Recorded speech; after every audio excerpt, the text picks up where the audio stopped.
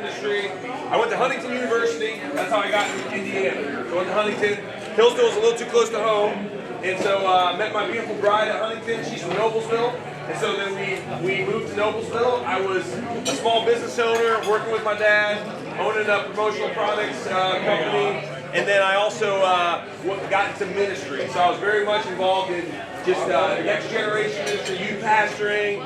And that really was the path that my journey took. And it was all ministry related for the last 15 years. And when I started to see what was happening to the next generation, the idea of the indoctrination that's going on, I said, I got to do something. We're seeing students starting to believe things that are not true, that we know our founders never envisioned for our republic, and yet they were buying those lies, hook, line, and sinker. So I got involved in politics in 2016. Now, my parents were always involved. My grandparents were involved up in Michigan. Michigan's going off the rails. They're still involved up there fighting the good fight. But I see Indiana not too far behind Michigan. You know, they were a supermajority Republican state not too long ago. I remember that in my lifetime. And they got complacent, they got corrupt, and they got lazy, and now it's totally run by far-left, radical Marxists, really, is what they are. People who hate the fundamental principles of our republic. And so I'm not going to let that happen in Indiana. So I got involved when the lockdown started happening. William was saying, I said, hey, this isn't government's authority to be able to tell you you're essential or non-essential. It's not government's authority to tell you you can't go to work. It's not government's authority to say you can't go to church. And yet they were telling you all of these things. And then we had the vaccination battles, right? I'm not anti-vax, but I think the government needs to stay out of that business of telling you what you put in your body, right? So I started standing up for that and standing up for people's liberty. I met Margaret on that fight. I remember coming down to IU and the battle was raging full steam ahead because IU was telling students you can't go to class unless you mask up and get vaccinated. I said that's not the government's job. And IU, being a public school, didn't have a right to say that. And so I wrote about 4,500 religious exemptions for people over the course of about 3 years, making sure that they could stay in schools, keep their job, stay in the military, and it worked. 99% of the time, people would come back and they would say, hey, this works. Thank you for standing with me. Thank you for putting it on your church letterhead. And essentially all I was doing was just basically communicating to the job, to the employer, to the military, to the government, hey, if you're going to go after this person, there's going to be a pastor in Noblesville that's going to stand with this person. So you're going to have to come after me too. And you're going to have to come after our church. And they didn't want that fight because they knew they were going to lose that fight. And so that was really what I started doing, just started defending liberty. And then I noticed there was a loophole. Maybe not a loophole, but there was an office that really wasn't being utilized the way that it should have been utilized, and it was the lieutenant governor's office. It was this appointed office, this kind of ceremonial office. We've given it away, but it was still constitutionally elected. It was nominated by the delegates, and we vote on it in November. And I said, why are we giving this office away to a politician to then give to one of their friends? To me, that doesn't make sense. Being a historian, being someone who teaches the republic that we have, I don't think it's right when we give away our offices that are constitutionally elected. So I said, why don't we talk about changing that? And they all said, most of the establishment said, you can't do it. It's not what we, and I said, why? And they said, because it's not the way we've always done things. And I said, well, too bad. We're going to do it anyway. And I just ran for the last year and a half. I've been down here with you guys before. You guys were a big part of why we had success up at the convention in June. I think you heard the message, you liked the message, you believed in the message, and now we were able as delegates in June to tell the system, hey, we don't work for you, you work for us. And I think that was beautiful.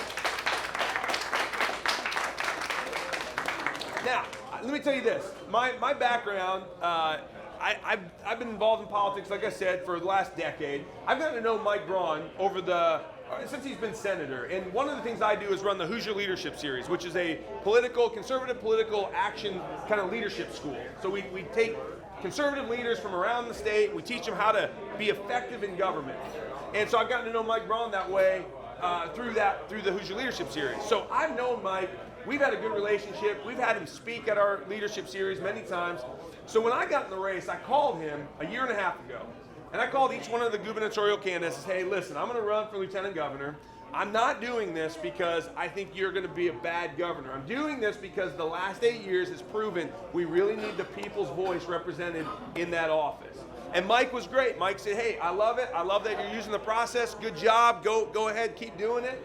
And I don't think at the time he thought I had a snowflake's chance. So, so I think he was like, he'll never win. But, I like him. He's a nice guy, And then, sure enough, we win. And I think he was a little shell-shocked the day after the day of the convention, which is fine. I think everyone was a little shell-shocked. We were all, kind of like, okay, that worked. And they were all like, oh, no, that didn't work, right? And so,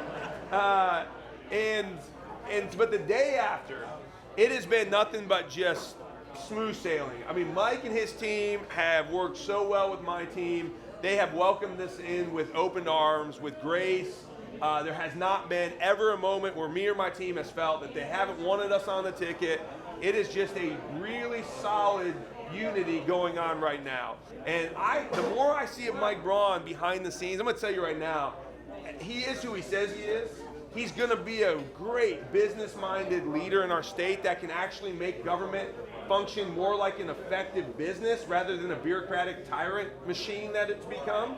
And I'm excited to see that. And I know that we had a tough primary. We had 6 different candidates that were all, good in their own regard to some extent. They all had their expertise to some extent.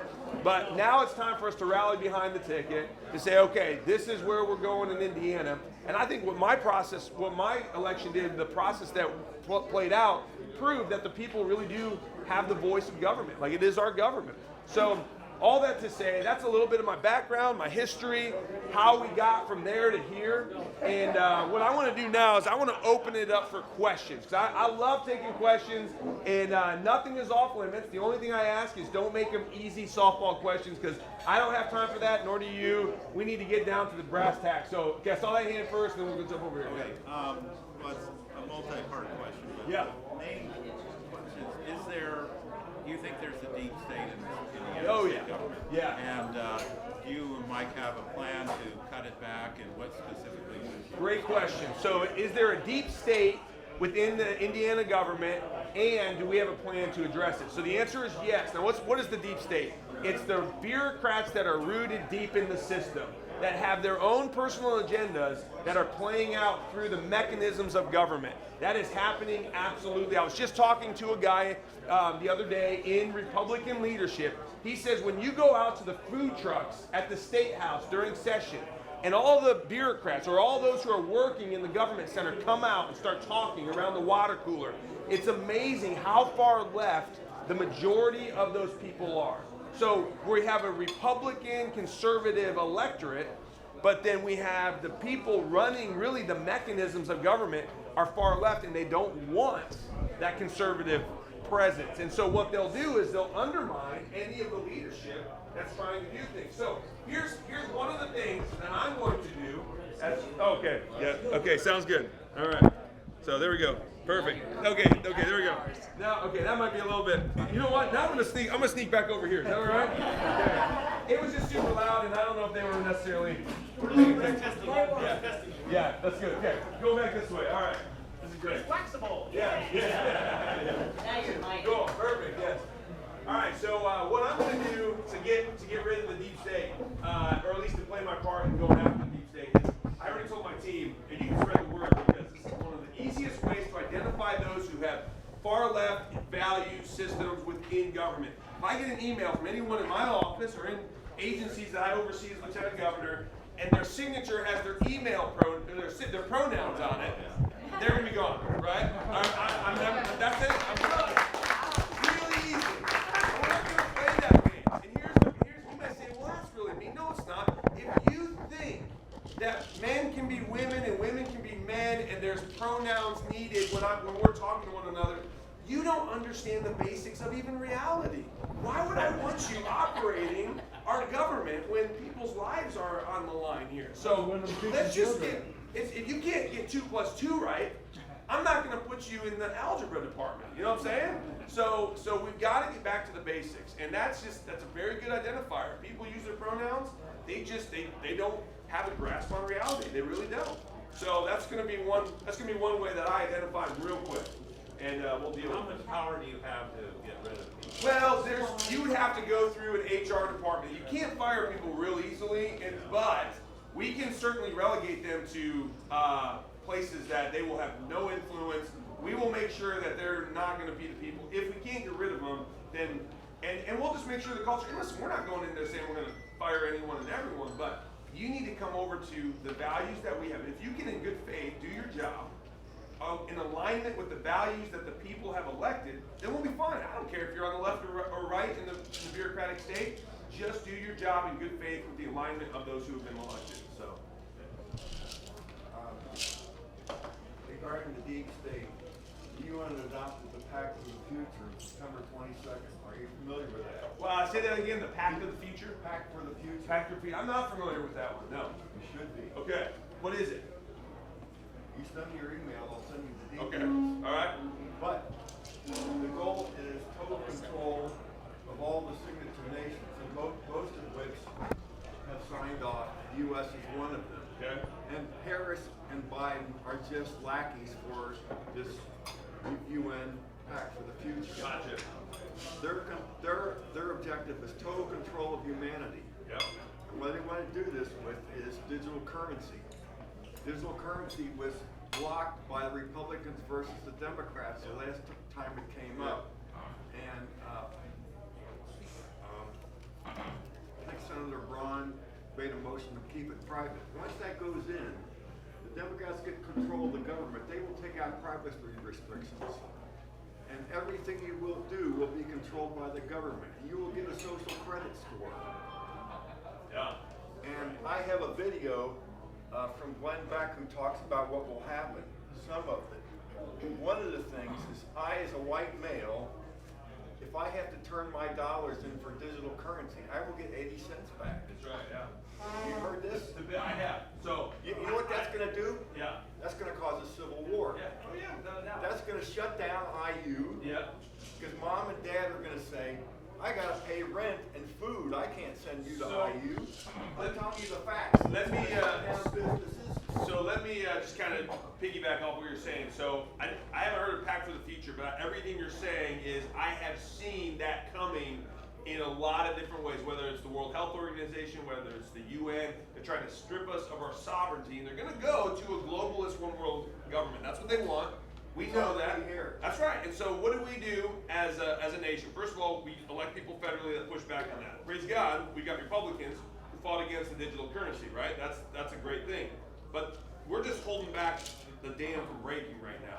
So what happens if the dam breaks federally? Well, I would say this is where the beauty of our republic comes into play. We are not a centralized democracy. We are a decentralized compound republic. Okay, constitutional republic, yes, but a compound republic. What does that mean? It means we are 50 independent, sovereign republics under one banner. So that means if we do our due diligence here in Indiana, elect good people who understand the beauty of liberty and freedom for all, and we elect people that will have the courage and the backbone to stand up to the federal government, there's a lot we can do with our resources to tell the federal government to go pound sand. I would love to see the World Health Organization come in here and try to make us take some vaccine or put us in the cages if we won't wear a mask. I would love it. I would love it because I'm just like, oh, please, just come into my community. Try that in a small town, right? I think it would be the quickest butt kicking of any UN or World Health Organization and law enforcement official that we'd ever seen. And they're going to realize very quickly, you don't mess with the American people. Why did Japan not move from Pearl Harbor to the mainland? Remember that story? Admiral Yamamoto said, he was asked, why didn't you guys go up? After you took out the Pacific Fleet, you could have gone up, you could have invaded the mainland, you could have marched all the way to the Mississippi before the United States would have been able to stop you. You know what he said? He said, we didn't do it because we knew behind every blade of grass there was a gun. Right? And that's what is keeping us the free people that we are right now. It is because they know we are a well-armed, free people. Well armed being the key words there. What if they take away our gun? Oh, they're not going to do that. I mean, they're going to try, but they're not going to do it. Out of my dead hands. Out of my dead body, you'll have to pry my guns out. Those fluid helmets make a good And you know target. what? That may seem really, people hear that and they're like, that's really extreme. No, it's not. Because I know history. I'm a student of history. The first thing you have to do to control a population is disarm them. Yes. That's the very first thing tyrants always do. You go after the population's ability to defend themselves, and then murder and tyranny happen very quickly because that's what comes every single time. So that's not going to happen on my watch. Not going to happen on Mike Braun's watch. And we will fight that tooth and nail. And so you got to come and get them is what I'm going to say. And I will lead the charge on that one. So As a current junior at IU, Yeah. Obviously our next generation is pretty important. What are some good ways that statewide that we can increase leadership among the younger generation? yeah, it's a great question. So I don't know if you follow Charlie Kirk and TPUSA at all. TPUSA is a great. They have some really great resources. Charlie's a friend of mine, and I would say. You got to, you're going to win the battle with truth. Truth is on our side. We know that. The left does not have truth. What the left does have, they have good messaging, right? They have good marketing. They have good, flashy, people on their side. What we've got to do is, on our side, on the right, is we got to make sure that we do everything in excellence. Right now, on the right, a lot of times we do things that are just, it's true, but it's just poorly done. It's not done. It doesn't look good. It doesn't sound good. It's not creative. It's just really... the creativity, the artistic production is not good. So that's if we can. And I'm kind of a artistic kind of producer, music guy. That's my background. I've done that for a long time.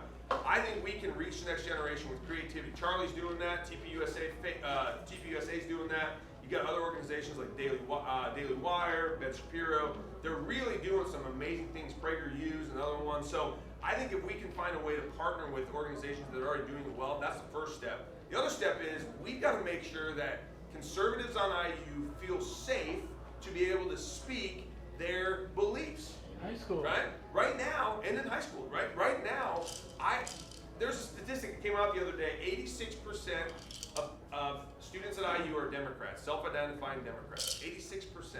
This is telling me that this is not a free and fair, open and honest dialogue campus. There's a push, there's an agenda that's being pushed by IU and by the professors. And I would have to say, I've not studied this yet, but I bet if you actually got down to brass tacks, you would see a very big disparity on liberal versus conservative professors even in the classroom.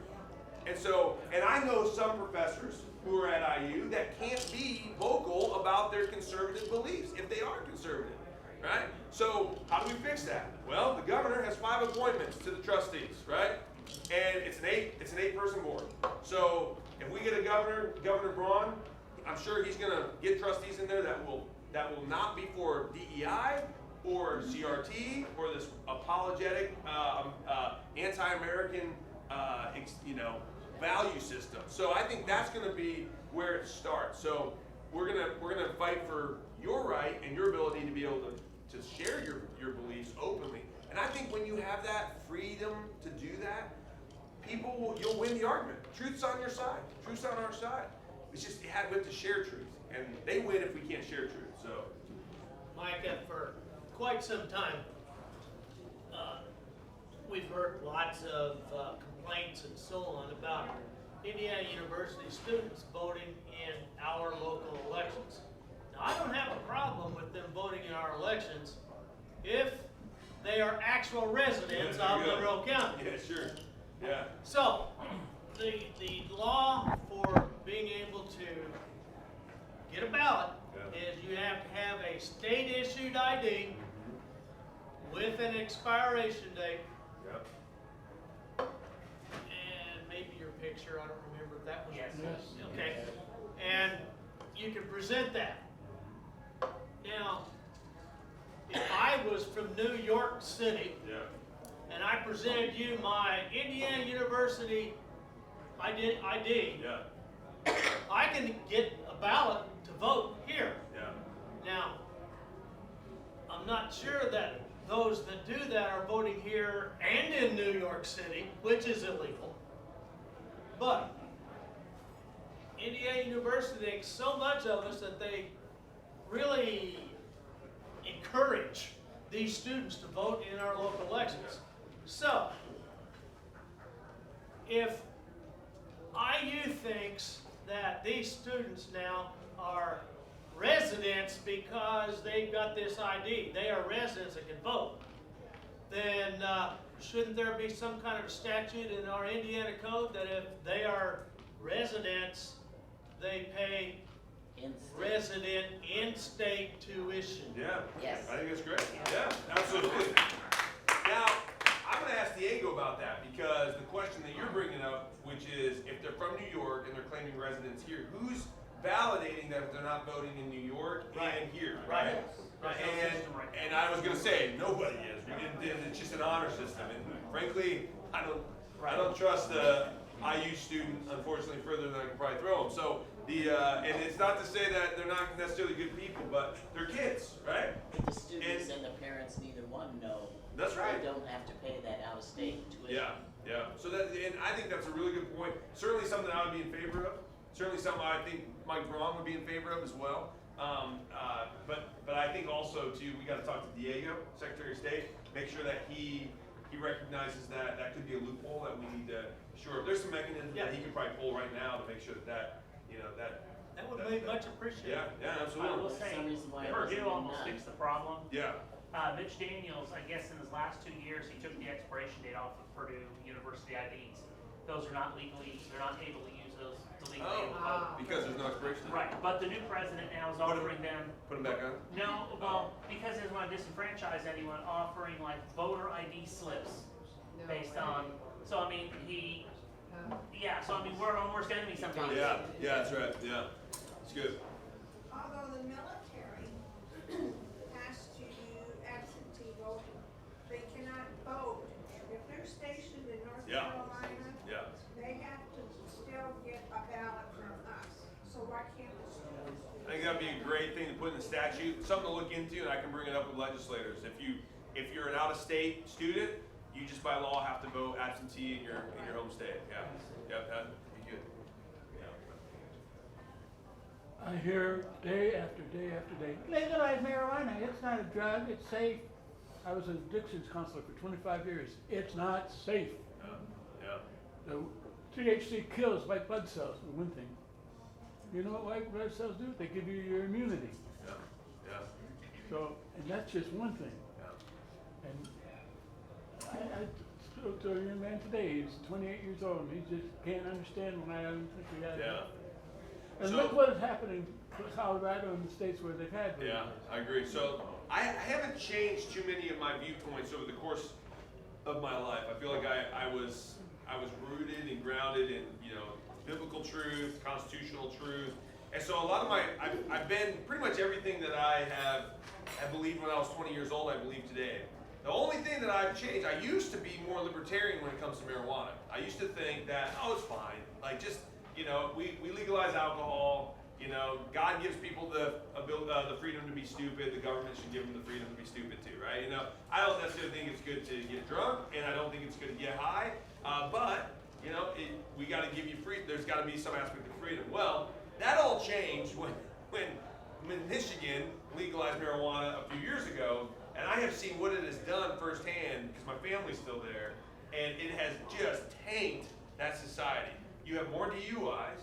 You have students that are dumber than ever up there. They are lazier now. That everything is starting to smell like weed anywhere you go, any restaurant you walk into it. It's become a nuisance on society is really what it's been. And so I love liberty, and I say, listen, we should all have the virtue to steward liberty well. But what happens when people lose virtue? Well, you can't just you got to start putting in parameters, or else it just destroys everything around us. So I think, to me, that's where I'm at. Now, medical marijuana, if it's something to where there's a doctor that says, hey, we're going to prescribe that, but even that is a super slippery slope because Michigan started there. That's where they started. And so, to me, even that, I get hey, we prescribe way worse or more dangerous drugs than marijuana, but how do we put in the guardrails so that we don't in 10 years be like, well, it's already legal medically. We might as well just open it up for everyone. That's what's going to happen if we take one step forward into this. So I'm very hesitant because I've seen the damage. And by the way, it didn't increase tax revenue the way that they said it would. Well, And not actually, so like, far. I mean, they're still as broke as all get out up in Michigan. And it's really, it hasn't done anything positive that I can see. So my question is, there are going to be riots. There might be riots here on November 5th. What do you think the government of our state is doing to protect businesses in Indianapolis, Bloomington?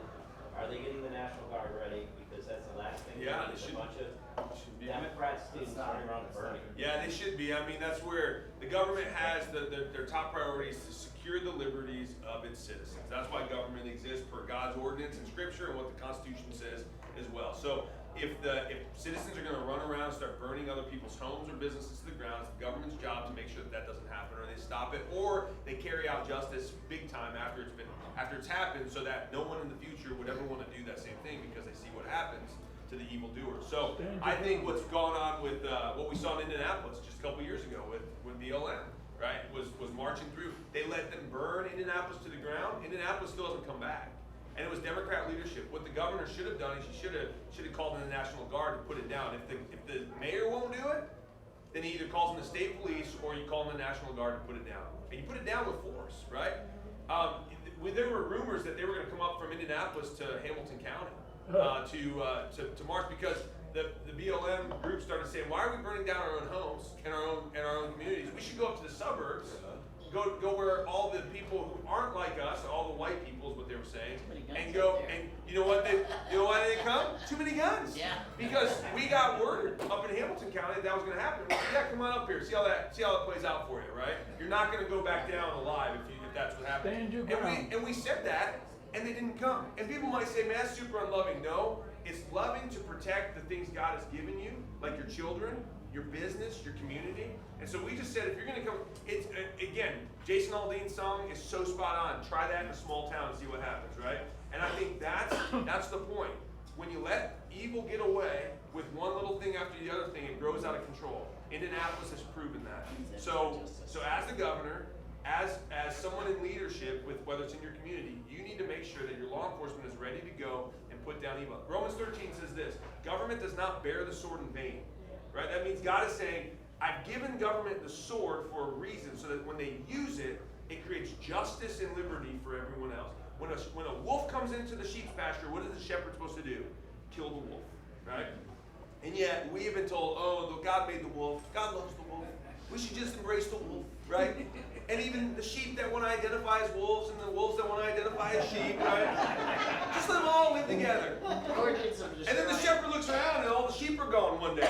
And the wolves have blood and they're running down the jaws. And you're like, what happened? It's like, well, you were stupid, shepherd. Like, you should have been a good shepherd and took care of the wolf. But then they started eating the shepherds. And then they started eating the shepherds. You're right.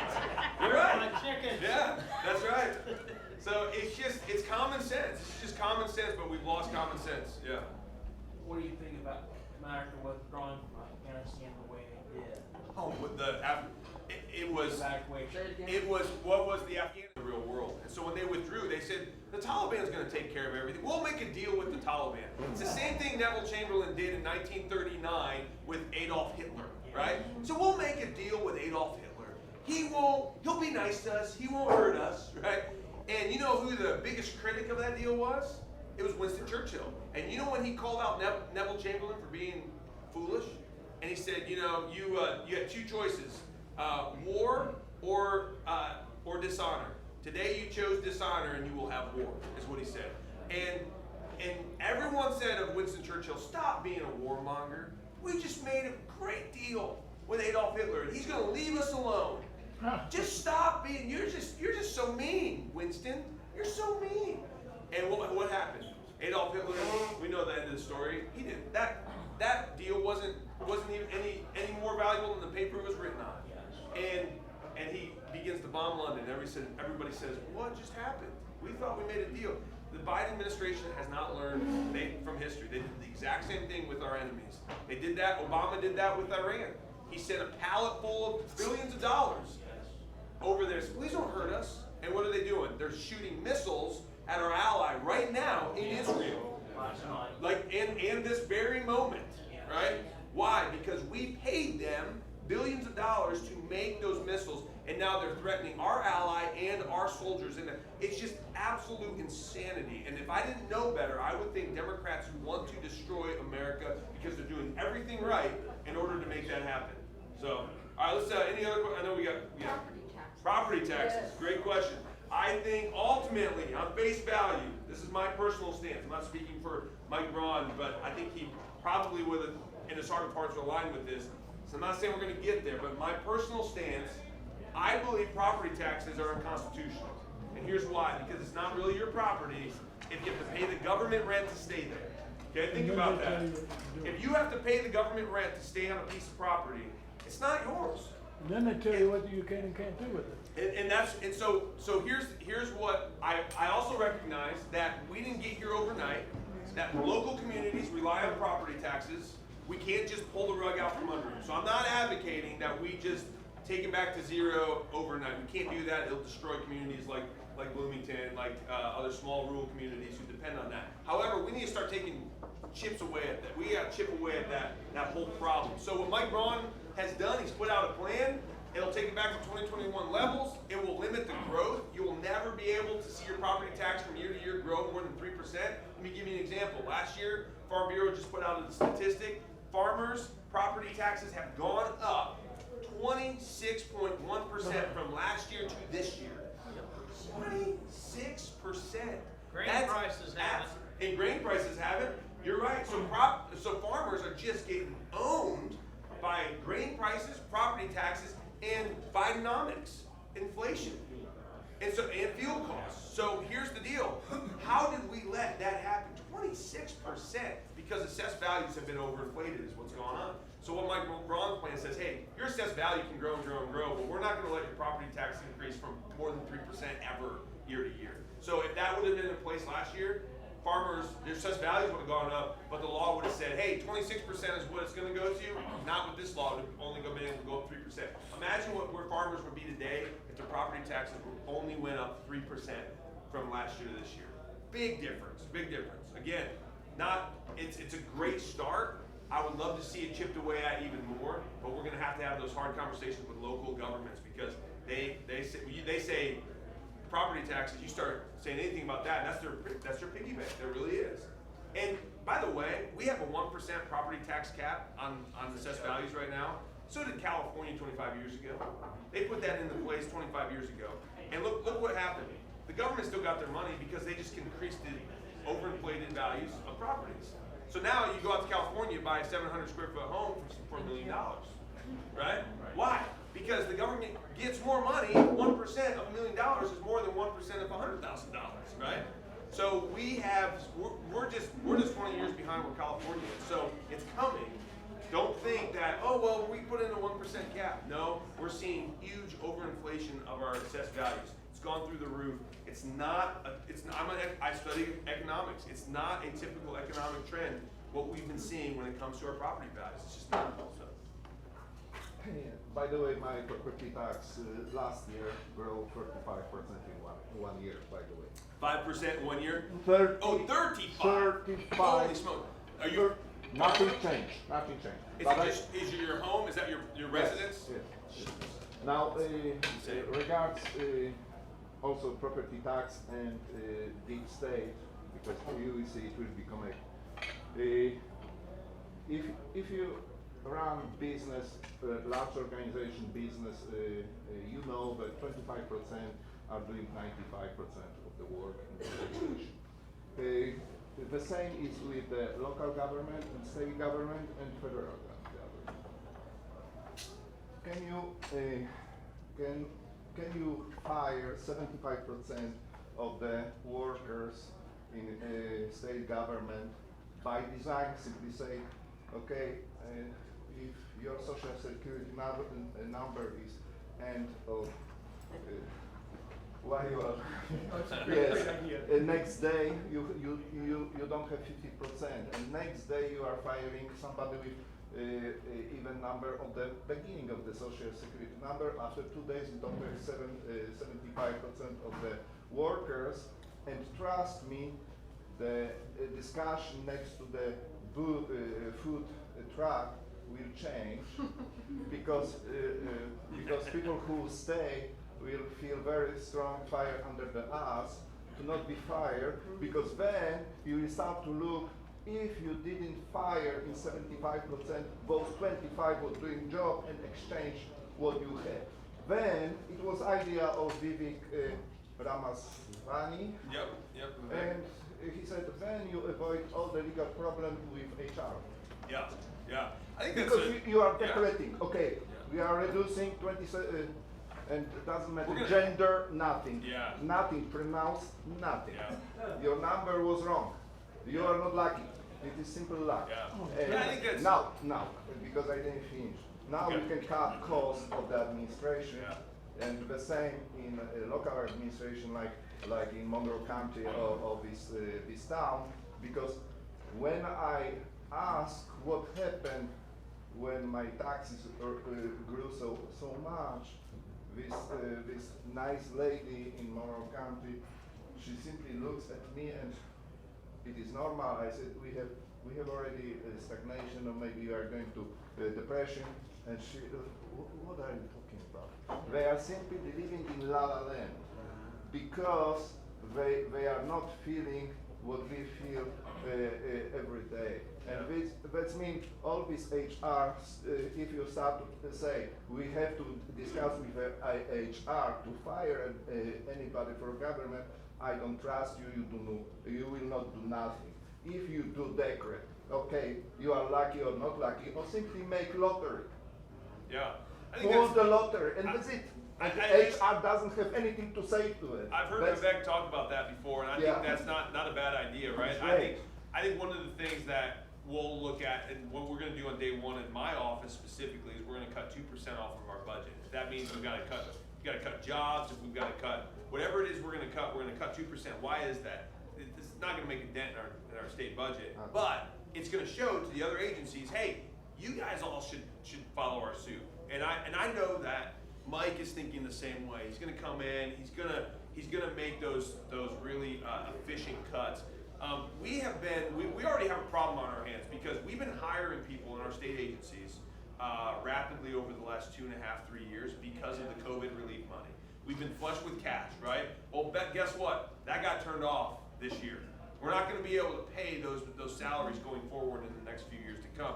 That means we are going to have to cut or increase taxes to increase our budget. And that's not going to happen with Mike. I know Mike's not going to allow that. So it's going to force there to be cuts just naturally because we can't keep living off the government, slush fund when they're just printing money. And so we're going to see something to that effect. It's going to just naturally occur, I think, in the next few years. I've talked to a few people in the state agencies and they're like, well, our budget's this. A lot of that's come because of the COVID slush fund, and now our budget's not going to be that anymore. So what are we going to do about the jobs? And it's literally going to be, I think we're just going to have to make the hard cut. So Mike's ready to do that. I'm ready to do that on day one. Maybe we can do one more question. Is that all right? Okay. Clarification. When you say government speak usually, when they say 2% cut to government, it means we want a 12%, but we're only going to settle for a 10% increase. You and Mike need 2%. 2%. And again, that's what I've already said on day one in the lieutenant governor's purview. Right. I haven't heard Mike say use the 2%, but he is saying he's going to look at everything and he's going to start cutting too. So maybe more than that if it is great. Right. So all right, one more question. All right, Margaret, we got it. Yeah, I just want to bring up the issue of COVID. What happened in our state with COVID? Micah, since you were so great on that issue and you came down here and spoke at our rally here opposing the IU vaccine mandate, which was horrid. And we fought that in court, and we didn't win, but we got IU to make a change there and soften up and acknowledge religious exemptions. But so much else happened with the shutting down of the churches. Christina Box, gynecologist Christina Box, managing our COVID response. All right, not a virologist, a gynecologist, advocating that 6-month-old babies get the vaccine, and our governor holding, the big vaccine events at the Speedway. It was revolting. All of it was revolting, and it was a massive violation of all of our rights.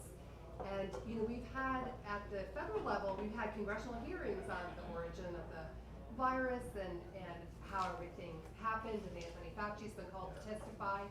Nothing like that has happened in Indiana. Yeah. There's been zero accountability, and I've talked to some elected officials and said, we really can't move forward until this is addressed. Because what happened here can never happen again. Sure. And the only way of making sure that it never happens again is to hold hearings and do a whole review of all of it and say what went wrong and why. And let's not ever shut down churches again. Yeah. Let's not ever force a vaccine on people again. That's right. And also, the Indiana Department of Public Health is a useless agency that is actually doing a great deal of harm. We saw that during the pandemic. Public health, a lot of us have learned, is a scam. You know, local health departments, they oversee restaurants, which probably is a necessary thing. But at the state and federal level, public health is a scam. People in public health don't really care about the health of Americans.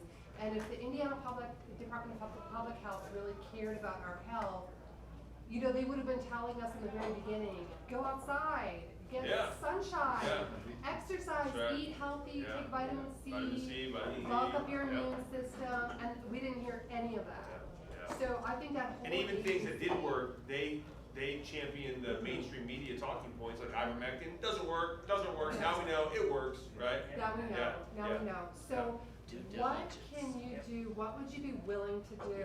I'd like to see that whole Indiana Department of Health I think it needs to be flipped. Yeah, it just needs to be either gone or just either a cleaning of a house. So you know my heart. I was appalled at what I saw. I didn't think that I'd ever see that in Indiana. Just so you know, I'm probably standing where I am today because of how reckless and just corrupt our government in Indiana handled that whole COVID response. I'm not saying COVID wasn't real, it was, but to tell us that we have to mask up with the 6 foot rule, you all know, that was made up out of thin air. And now they're admitting to it. Yeah, it was based on something that they said 12. Yeah, there was a meeting of the minds. They said, well, we should probably be 12 feet away. Right. Well, we can't do that because then how are people going to actually be able to have any business interaction? Okay, let's make it 6. Okay, sure, it sounds good. That's the science. Hey, that's not the science. That was a couple people having a beer around the table saying, hey, let's just force America to do this. And we bought it in Indiana, hook, line, and sinker. Shame on us. But then for our health department in Indiana to continue to push that lying narrative while they themselves were not following their own mandates. Dr. Box was at a wedding, not wearing a mask, after telling everybody to wear masks. Again, you want to promote something, fine, but you walk the walk. Don't just talk the talk. And so I have said this about doctors, and I'm sorry if you're a doctor in this room, if you're in the medical industry, I've lost trust in the medical industry. I've lost trust. I want to bring up something because it's on the Daily Wire and it was an interview with Drew Pinsky. 70% of doctors are employees. If they said one word, they'd be done. That's what it is. So that's the problem. And you're 100% right. Doctor, so. You're 100% right. It's going back to what we were talking about with IU earlier. You can't speak truth, or else you will lose your job or your education, and they aren't willing to do that. And I see why. It's a dilemma. But what you need is leadership at the top. You need the governor, lieutenant governor, and the attorney general. Now we got a great bulldog for an attorney general. I'm going to tell you right now, Tom Rikita's done some great work, and we need to get him across the finish line again, because then what I will do as lieutenant governor is continue to encourage Todd, what are we doing to hold these people accountable? We need to make an example so that it never happens again. And it's so important that we don't forget. Why do we say 9/11, never forget? Because if we forget, it's going to happen again, right? We cannot. I was talking to a delegate. This last story, I'll tell you this, and then we can be done. But I was calling delegates before the convention. Called one gal, one lady. I think she's from this part of this area, and she was kind of in that establishment, government purview. Long-time Republican, but definitely on the left side of the aisle when it comes to ideology. And she told me, she said, Micah, we brought up COVID. She said, Micah, are we ever just going to move past COVID? She acknowledged in that statement that she wanted to move past it. Why? Because she was in government and she was in the government that pushed all of these things that we all now know were lies. So she's acknowledging it. And so she wants to just say, can't we just move past it for the sake of unity? I said, no, absolutely not. I'm not going to let you move past it. And she said, well, that's just like, why? Why don't you want to move past it? I said, because if we ever forget it, we will repeat it.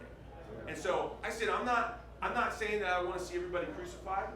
I do want accountability, but I understand there were some people that just, okay, we'll give you the benefit of the doubt early on that you know. Now, the Constitution said what you were allowed to do, so I still don't even let you off the hook that much. But we can have a little bit of grace. But for those who kept pushing this lying narrative, full well knowing, after months of us seeing what was really happening, I told politicians time and time again, when I was running before the convention, I said I did more to defend the liberties of Hoosiers in the state of Indiana at that time than anybody in office. Yeah. Prove me wrong. Yeah. Prove me wrong. And I remember a couple state senators and a couple reps, they would always say, well, Micah, we just didn't know. I said, that's bogus. I knew. I'm not even in government, and I knew. I could see it as clear as day.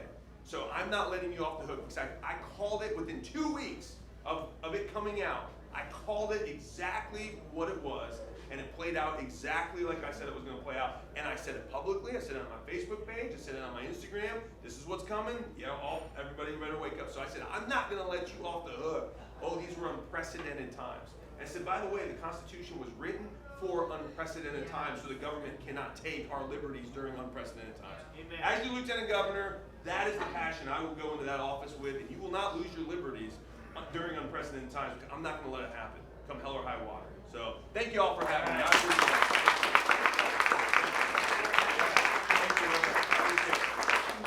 I hate to bail. I truly, normally I stick around and shake every last hand and answer any more questions, but I got to get up to an event in Hamilton County. So it's our Lincoln Day, and they're a little bit ticked that I'm not there, but I said, listen, you guys all know me, and you know, I don't need to be up here with you. I need to be down in Monroe County. So, but I am going to try to get at least the end. So. Thanks for coming. Thank you, guys. Thank you.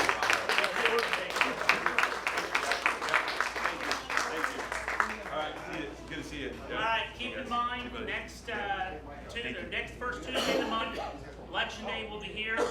Kurt Girdle, raise your hand. If you want to work polls, this is the gentleman you need to see. How many positions do we have open? Do you know? Yeah, we got around 50.